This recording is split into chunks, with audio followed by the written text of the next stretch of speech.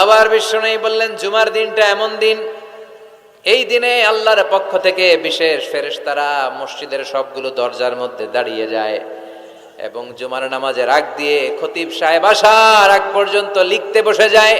কে কে মসজিদে ঢুকে নামগুলো তারা কাউন্ট করে, এন্ট্রি করে। সর্বপ্রথম জুমার সালাত আদায়ের জন্য যে মসজিদে ঢুকে আল্লাহর রাস্তায় উট কুরবানি করলে যেই সওয়াব, ওই ব্যক্তির আমল নামায় আল্লাহ ওই সওয়াব দান করে দেয়। সর্বপ্রথম জুমার দিন যে মসজিদে ঢুকে ফালাহুল বুদনা, তার জন্য থাকে একটা উট কুরবানির সওয়াব। ওনার পরে যে ঢুকবে ফালাহু বাকারা, তার জন্য গরু কুরবানির সওয়াব। 3 নম্বরে যে ঢুকবে ফালাহুল কাবসা, তার জন্য ছাগল কুরবানির সওয়াব। 4 নম্বরে যে ঢুকবে তার জন্য ফালাহু আদ-দাজাজা, মুরগি কুরবানির সওয়াব। 5 নম্বরে যে ঢুকবে তার জন্য আল বাইদা, ডিম কুরবানির সওয়াব। সুবহানাল্লাহ পড়ে। এরপরে ইমাম সাহেব যখন খুতবা দেওয়ার জন্য চলে আসে, ফেরেশতারাও বসে যায়, খুতবা শুনতে শুরু করে। সুবহানাল্লাহ পড়ে। তাহলে এই জুমার দিনের আলাদা সিগনিফিকেন্স আল্লাহর কাছে আছে না নাই? বেশি না কম? আলহামদুলিল্লাহ, যে এই দিনটাকে আমরা ছুটির দিন হিসেবে পেয়েছি।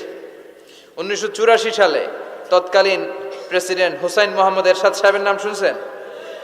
হ্যাঁ, উনি এটাকে রাষ্ট্রীয়ভাবে জুমার দিন হিসেবে ঘোষণা করেছিলেন।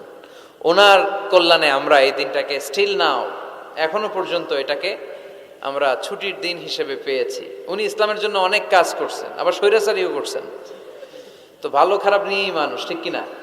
খারাপটার আমরা না বলি। আল্লাহ তোমার এই বান্দার এই ভালো কাজটাকে তুমি কবুল করো।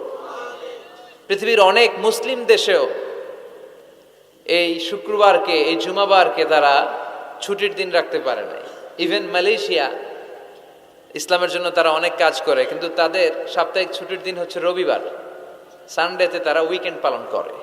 এর কারণ অনেক খ্রিস্টান দেশের সাথে ওদের ফিনান্সিয়াল অ্যান্ড কমার্শিয়াল ট্রানজাকশন হয়। তো শুক্রবারে যদি এই কাজ করে